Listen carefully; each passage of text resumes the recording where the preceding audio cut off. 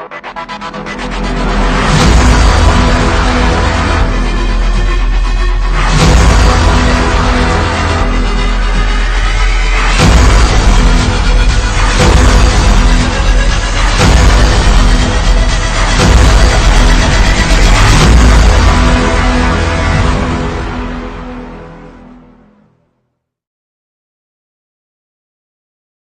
my name is Saika Shaheen, and today we have with us Mr. Ross Doherty, Derby's famous Raptorman. He currently holds the World International and European belts. Thank you for joining us today, Ross. Okay.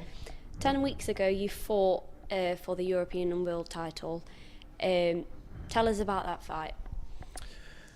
Yeah, it was a tough fight, a tough European fighter actually. He was more than game. He wanted the fight, so he come to give me a hard time. We knew what was up against, and I've never been hit so hard in my life, to be fair. And yeah, he fights different, he hooks different, and he fights different to anyone I've ever fought, even sparred with. So it was a tough fight. Remember much about the fight itself, or is it a blur?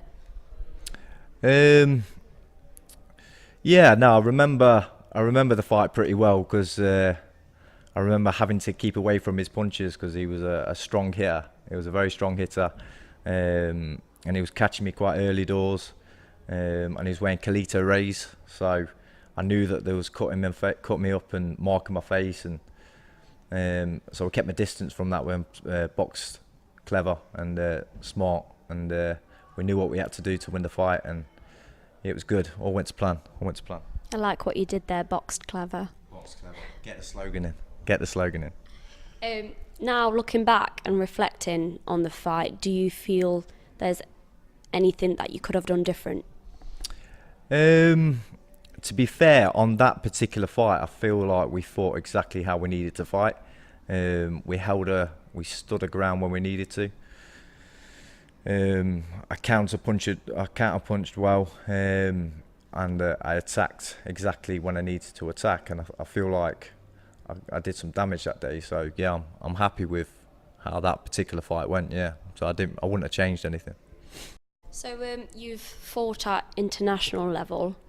Do you find fighting English fighters and international fighters, there's a difference? Yeah, massive difference, absolute massive difference. I've fought some really tough English lads over the years. In recent times, I fought a Liverpudlian called Paul Pears, a great friend of mine now, but very tough fighter, very technically gifted, knows what he's doing, knows his way around the ring. Picks his punches, and his angles are phenomenal. But the European fighters are punch different. To come from over the top, and the hook different, and the mentality and stature. Everything just seems different, and it was quite hard to adapt. Very hard to adapt. Luckily, I had European sparring partners that helped me out. If I didn't have that in my game, in my armour, then I'd have struggled. I think I'd have struggled. So what would you say overall has been your hardest fight?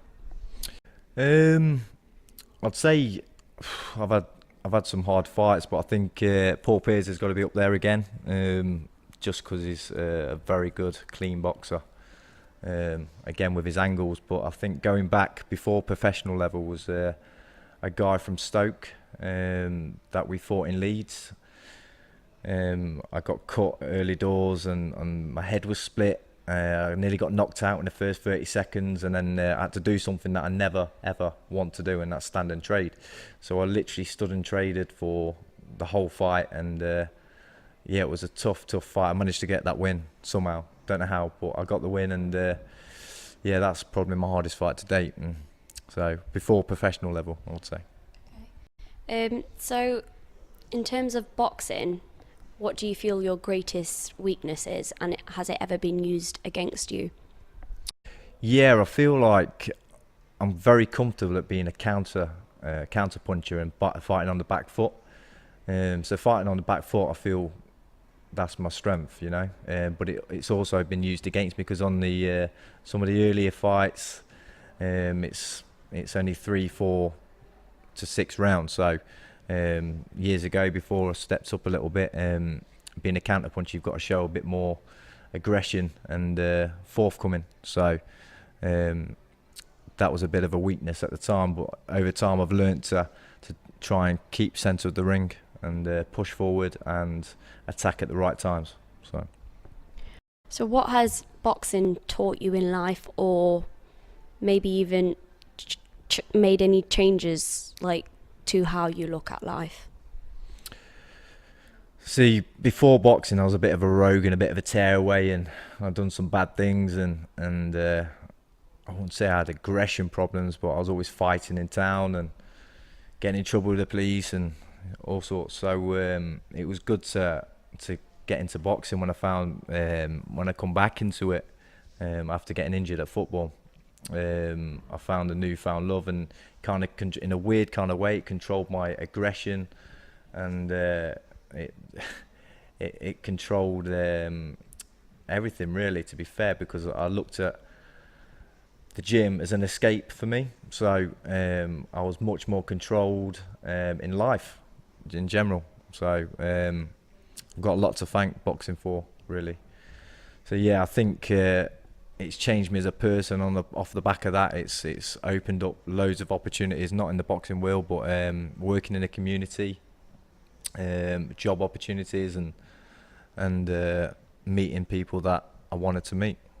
And now, of course, you have 2 children as well, a boy and a girl. Do you think either 2 of them will follow in your footsteps to become boxers one day? My daughter, certainly not. She's a ballerina. She loves ballet and girly things, very much girly. My son is a bit of a carbon copy of me when I was a wee lad. He wants to fight all the time and get in trouble, but I'm trying to push him down the football route and let him live out his dream in the football world, because that's the route that he wants to take, and that's what I'm encouraging. So I'm trying to keep him away from boxing. He's seen me with many a black eye and cut, so try not to push him down that route if I can help it. Just before I go, I want to just thank Dan Gray, because over the last 10 years, no matter what I've been through or in life, personal life and in boxing, he's been there every step with me. So you know, if it's been raining, snowing, sleet, rain, he's been making me do stuff outside and doing hill sprints, and he's been there with me. You know, when I'm down in the dumps, he's physically come to my house and grabbed me and told me to get my arse into gear. Just, you know, we spent a lot of time together, and he's become a good friend and a family member to me. So I've got a lot to thank that guy for. So yeah, big shout out to Daniel Gray from Box Clever. So perfect. Well, thank you for joining us today. It's been a pleasure. Okay, thank you.